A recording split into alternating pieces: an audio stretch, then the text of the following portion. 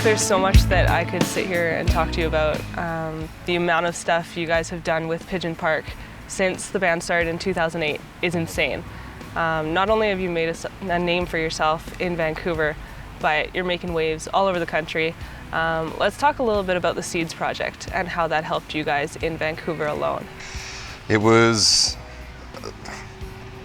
probably one of the sole reasons why we're where we are now. I mean, it's a great program. Unfortunately, I don't think it's running anymore, but it really helped us focus our sound and work together as a group to kind of make our product as best as it could be. And then after we won it, I mean, it opened a lot of doors for us, and you know, we got to open up for bigger bands and play bigger shows and stuff like that. And yeah, it's definitely the jumping off point for our recent success. When you say bigger bands, you're not talking about like bigger local bands, you're talking about like opening for Slash and Aerosmith. Mm-hmm. What does it mean to you to know that you're good enough to do stuff like that? It's amazing. I mean, it felt like we were being lied to when we were told that we were going to play that show. Yeah, I mean, I definitely felt more legitimized once that happened. Not to say that I didn't feel like we were doing good things before that, but it just goes to show you that like the hard work and dedication that you put towards something can really pay off. And you guys have been working hard. You've been doing a crazy amount of things in a short amount of time. I mean, it's been spread out, but just this last May, you were touring Canada, and now you're releasing an EP. Mm-hmm. How do you go from that to all of a sudden having all this material to release that EP? Yeah, it's definitely you know, it's a big transition going from the road to, well, what happened was we recorded the album, we went on tour, and we started to get mixes from our producer, and you know, going back and forth with them over stuff, and then coming back, and now we're putting together a release show and all this stuff, and probably going on tour again in August. So I mean, it never stops. It's always something that's just, what's the next thing? And so yeah, the show on Saturday, I guess, is the next thing.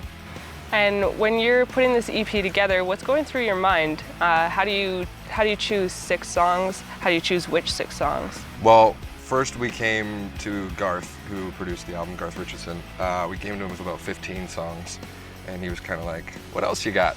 So we really had to work on you know, focusing our sound and just like looking at the way we write our songs and trying to make them better and structure them better and stuff like that. So we had a few songs that we reworked and that made it onto the album, and then we started doing more co-writes and stuff like that. So a couple of those made it onto the album too. And yeah, I mean, it's hard. It's hard to pick sometimes, but you know, everybody kind of makes their case for whatever song, and now we have what we have. Who makes the ultimate decision? Is it you or the producer? I'd like to think it's us as a group. I mean, we definitely take all advice into account, but I think ultimately it's our decision. Now you talk about honing your sound. You guys do have a very unique sound. It's not like anything else I've heard from any Vancouver band, anybody else. Mm-hmm. You know, you'll get those people that generalize. They won't give all music a chance. They listen to one specific sound.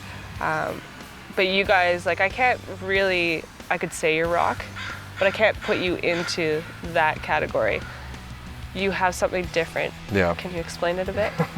Not easily. Yeah, I know we started off, like the first record we ever made was very bluesy, and then the second one was a little bit more experimental, a little bit more rock, and then, you know, we've done everything. We've done everything. We've done like folk music, reggae.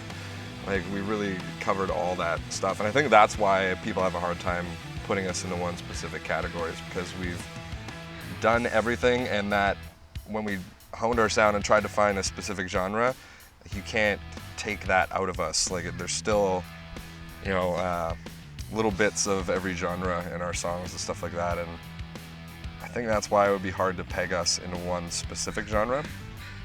But when anybody asks me, I always say rock and roll, just to, like, because it's too hard to Because you want to be a rock star. Well, yeah, it's true. Yeah, that too. But I mean, your songs can relate to anybody. I mean, Walk Alone is a song that anybody who's ever been in a relationship and through a breakup, whether they did the breaking up or got broken up with, they can relate to that song.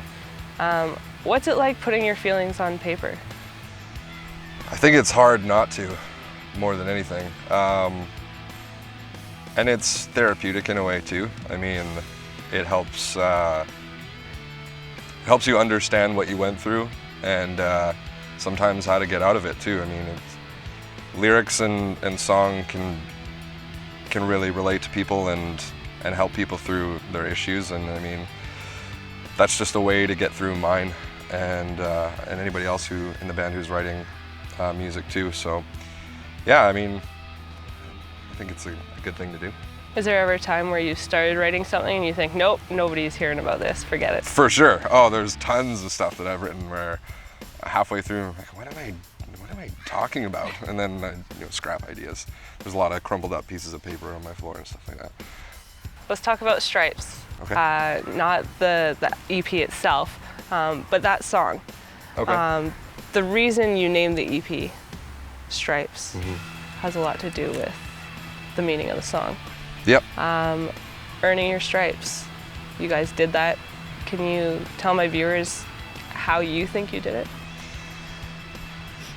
Well, Stripes is kind of a broad idea. I mean, it's about earning your stripes, and whether that's through, successes and stuff, or heartache like in Walk Alone, or or doing drugs like in How to Get By. I mean, it's all a part of the same thing. It's really encompasses just life in general, and I mean, if we were writing things that we didn't really know about or understand, then we wouldn't be able to call it Stripes, because it's not a part of our journey. But everything on that record is definitely derivative from our lives. So I think we earned the right to call it Stripes. And Vancouver's going to get to see that on the 20th. Yep. At Imperial. What can we expect? Can we expect some dancing?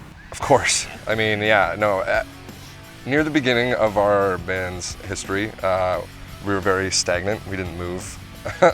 But after seeing us stand like statues, we realized we had to move around a little bit. And through the years, we just, gathered more confidence, and now we definitely move around a lot. Yeah, for sure.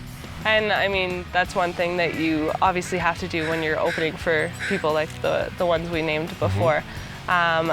So you've got that show on the 20th. August 1st, you're in Minnedosa opening for some pretty cool people. Yeah, opening for Moist. We played with Moist before. Really nice guys. We played with them at the Commodore. And then the Tea Party, who we've been on tour with, which was also a great time. They're a great band.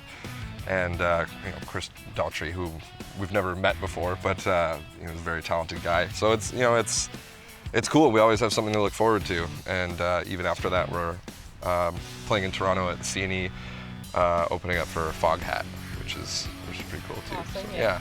No, it's always nice to have those shows to look forward to. And what's going to come after that? Do you know yet?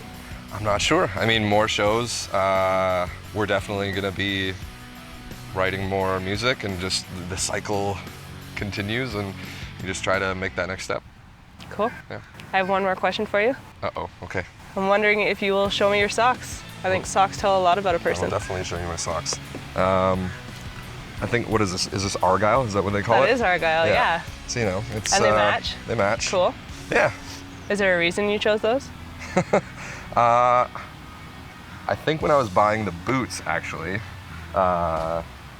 they had like a rack of socks. Yeah. And I was like, those are cool socks. There you go. And then I got them. Well, and hey, Blundstones, a little plug there, they're good boots. So do you always pick cool socks? No, I would say more often they're practical. Sorry to disappoint, but in the future, I'll make an effort to buy cooler socks. Cool, I like it. Thanks so much. Yeah, no problem.